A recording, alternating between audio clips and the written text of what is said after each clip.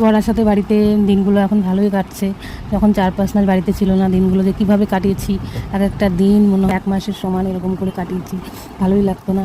তো এখন কিছুদিন ধরে বাড়িতে আছে, খুব ভালো লাগছে। তো কিছুদিন পর আবার চলে যাবে বাইরে। তো এইদিকে দেখো আমি খাটটাকে আজকে খুলে উলটপালট করে নিয়েছি। জাজিমটাকে রোদ্রে দিতে হবে, কারণ জাজিমটা অনেক দিন 1 বছরের উপরে হয়ে গেল, রোদ্রে দেওয়া হচ্ছে না। রোদ্রে দিলে একটু নরমও হবে, একটু ফুলবে। বাইরে থাকে তারাই বোঝে যে বাড়ির ভোর যে কতটা কষ্ট, কতটা মানে খারাপ লাগে। তো এখন দিনগুলো ভালোই কাটাচ্ছি, জানি না পরে আবার দিনগুলো কীভাবে কাটবে। তো এদিকে দেখো এই কাজটা আজকে সেরে নিই, কারণ ও থাকাতেই এই কাজটা সম্পূর্ণ হবে। আমি খাট খুলতেও পারি না, আর ওগুলো বের করতেও পারি না।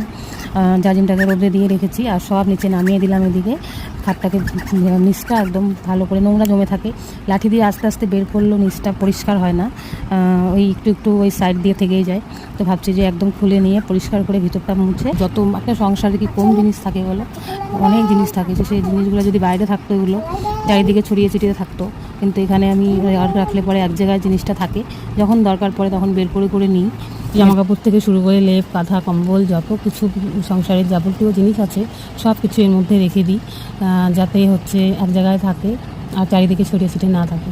দেখো কতটা নোংরা জমেছে ভিতরটা, অনেকটা নোংরা জমেছে। তো ওইদিকে আমার মেয়েগুলো যা পায় সেটা এখানে ফেলে দেয়, কারণ ওরা আর কোনো জায়গা পায় না।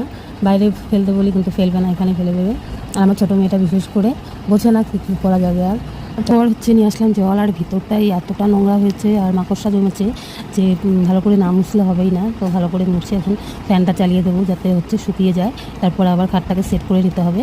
আজকে আমি যে কাজটা করলাম তো সেটুকু তোমাদের সঙ্গে শেয়ার করলাম। তোমাদের কেমন লেগেছে একটু কমেন্টে জানিও। তাহলে টাটা আজকের মতো।